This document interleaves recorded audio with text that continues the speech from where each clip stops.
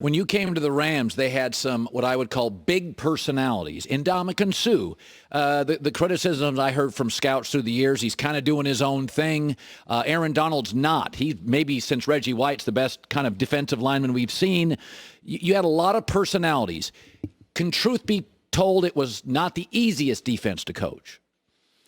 Oh, I don't know. Most, they want to win. I think players want to win if they think you can help them win. I think that's the big key. I've been in it so long, reputation-wise. I come in, they think I know what I'm talking about. So right. that's helpful. And I usually have a positive attitude. So I think that helps too. You held the Patriots to their lowest offensive output in the 9 Super Bowls they've been in. Let's go back to that. There's a narrative out there, Wade, Tom Brady's declining, and he is 42, 43. We all declined at some point, right? What was the secret sauce with Brady? What did you take away from Tom that nobody else did? I don't know. It's hard to say you have success against him because if you play him enough times, he's done some great things. We did beat them in Denver a couple of times in that Super Bowl championship. Yeah, you won a Super Bowl in Denver. Yes, but we beat them during the regular season and the AFC championship. Does he have a hole in his game? No, no. He's a great player. It's if the offensive line doesn't hold up or the receivers don't catch the ball enough, but he's the GOAT. I mean, he's the greatest of all time. I think everybody can agree with that. So. I think you're a little bit lucky sometimes against him, and I don't know the answer, or I would have beaten him earlier if I could have, but I couldn't. Your dad was the legend. And he won the last one on me. Your dad was the legendary Bum Phillips. So when you look around, the combine starts this week, right? And college football it doesn't even look like it looked when I was growing up in the 70s. You'd have one wide receiver split out. Now sometimes you have one back and 4 receivers split out. What is college football giving guys like you today? How has the game changed? Are players less athletic, more athletic? Are they more physical, less physical? What is the college game giving the pro game today? Well, I think it's giving it receivers and really more quarterbacks. We're seeing more quarterbacks come in, Mahomes and Murray, and I think we're seeing because they're throwing the ball so much more that everybody wants a quarterback can throw, not a quarterback that can hand off, unless it's Lamar Jackson that can throw and run with it. But the college game, they said for a while, didn't translate, but now they throw so many passes. And you want them to be accurate, and that's what they're practicing. So I think the college quarterbacks are coming in and being able to play a little sooner. Who is to you in the last 5 to 6 years the young quarterback you've faced that is really good? Like you look at him on film, Wade, with all your acumen. A young quarterback in the last 5 years you've faced and thought, wow, he's ahead of his years. Well, Mahomes, I think, is definitely the guy. He's the Brett Favre, I think, of this generation. I mean, he makes throws great in the pocket, off schedule, runs with it. He can do it all and makes the right decisions and the accuracy. He's tremendous, and he showed it obviously. Russell Wilson gets drafted in the 3rd round. Little short, moves a lot.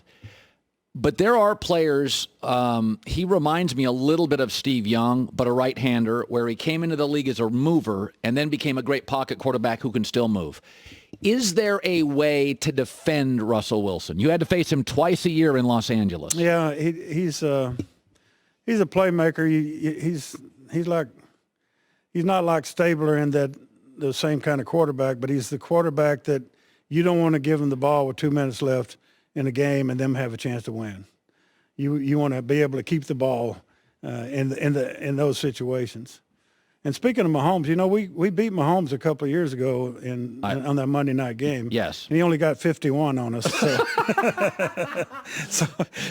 But people would say Mahomes runs around and Russell runs around, but they feel so different to me. Yeah, they are. Yeah. I think Russell's learned exactly when to run and when not to. I mean, both of them look to throw it as they're running, but Russell, especially in the last 2 minutes, I mean, he'll run with it and make those key first downs, and he still makes the throws, obviously, but he's great in the last 2 minutes. We're talking about running quarterbacks. Rams have a young man named Jared Goff, who I thought this year, when the guard spot for the Rams eroded. You had John Sullivan retired.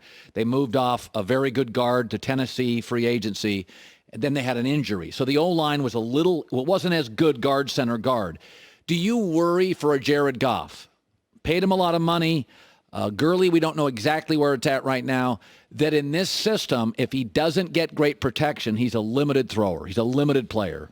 I don't know. I mean, we won 35 games in the last 3 years, and everybody says, hey, you got to have a quarterback to win, and you got to have a quarterback to go to the Super Bowl. So, I don't know, like him as a leader and a person, but I still think he's a quarterback that can win for you. In terms, I always look at Jared and I think he's a nice deep ball thrower. He throws a beautiful ball. That's what it looks like to me. He does. You're right. Yeah. You're right again. Oh, well, I'm just throwing crap out there, Wade. Wade Phillips. The thing I like about you is you admit when you're wrong. That happens all the time, Wade. Most people don't. You have. I'm going to read this here. You have coached arguably the 3 best defenders of the decade: J.J. Watt, Von Miller, and Aaron Donald. DeMarcus Ware's in there somewhere too. He's really good. He's close. By the way, nobody recruited him. Do you know he went to high school near Auburn? And Auburn, yeah. In Auburn, yeah. And they didn't offer him. That's right. That recruiting coordinator got fired. Yeah. And you coached Reggie White, did you not? Oh yeah. And Bruce Smith, yeah. Oh Lord. Yeah. Okay, so I don't want you to have to make lists and hurt everybody. Aaron Donald is the closest thing to Reggie White. Is that fair to say? Yeah, I think so. I mean, just the power aspect. Reggie was so powerful, and Aaron is too. They could overpower players, not just run around them, which both of them could do because they both could run. God, look at Aaron's quickness. People. Yeah, he's awesome. Yeah, he's a great player. Reggie actually played defensive tackle when we got to Philadelphia. And we moved him outside so we could get him one-on-one with the offensive tackles, rather than center block being able to double team you. We hadn't done that with Aaron. We did a little bit in the games, but he's amazing that he can beat double teams inside, and that's I don't know many players that have ever been able to do that. So J.J. Watt was unique. J.J. came in as an unheralded recruit to Wisconsin, and he just kept getting. Wade, he just kept getting bigger and bigger. I go back and I've YouTubed his college video, and he looks like a tight end. And he was a walk-on, not just. He was a walk-on. Yeah. What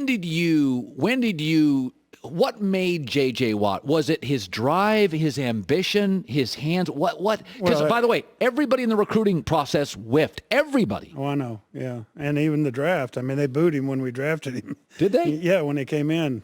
That's what I said after the first year, At the end of the year, I could tell he was a great, great player that first year, and I said, "Hey, J.J. Watt's a bust, all right, but it's going to be in the Hall of Fame." And sure enough, I think that's going to come. When did you know? First game, first time you looked at him, Wade. You're driving home, and you're like, "This kid is just," or maybe the first piece of college tape you watched. Oh, well, college, we liked him, obviously, but, you didn't know he was going to be the best, the great, great player he is. You got to be a little bit lucky in the draft, that kind of thing. Sure. He had more PBUs, passes knocked down than any of their defensive backs. So you knew he had some kind of instinct that other players don't have. Oh, he still has it. Yeah. Oh, I know. And so, the year we beat Cincinnati in the playoffs and he intercepted the ball when the quarterback was about 2 feet from him and ran it in for a touchdown and won that game. But at the end of the first year, and that's when I said that about the bust, end of the first year, he started being just dominant and being able to use all his skills. And he's a skilled player. It's not just he's a hard worker. We got a lot of hard workers, but he's really skilled. If you ever seen him do the box jump, how high he can jump. I've seen that. And his explosion, and then his feel for football. Most players, if they run behind the block, coaches go crazy. You can't run around the block. That's a coaching axiom. Don't run around the block. Well, he would run around the block and make the play. And we'd say, no, yeah, good job, you know. Is it because he was so instinctive? So instinctive that he knew if the guy was that far in front of him, he could get around and be in the same place. Or if he was right there, he may draw the right decision. It's like a quarterback that makes all the right decisions. A defensive player can make all the right decisions and be a better player. Wade Phillips, who looks fantastic. I won't even ask your age, but whatever it is, you look great. You've been coaching for a long time. Yeah. I'm a year younger than the president and younger than three of the Democratic nominees. So yeah, we always end up with 75-year-old guys running. All the young kids want somebody their age. Okay, so let's go to the combine this week. Wade, you've as a head coach, you've had to make the say, and as a coordinator, you've probably been in the ear of a personnel guy saying, "I like this guy." There not always the say. I was at Dallas, remember? So. Jerry had to say. Yeah. But But that was good, too. How much of the combine, Wade, do you think matters? Have you ever spotted something? Is there something you look for and you think that matters this week? Yeah, my dad used to shy away from the combine in that he felt like watching them on tape was how they played football was the most important thing. Right. And I think you can get away from that when you watch the combine and see the guy runs fast, big guy that runs fast, and you think he can play and he can't play football. But he can. He is big and he can run fast. So you have to be careful. I think the interviews are important that we didn't used to get. When I first started, we just watched the tape or the film on them and drafted them. Then we started having the combine. And getting an interview or finding out background on players is important because smart players get better. Hi, everybody. Thanks for watching. Subscribe here to get the latest from the show. Also, be sure to check out more of the best clips from The Herd or go watch a few segments from other shows on FS1.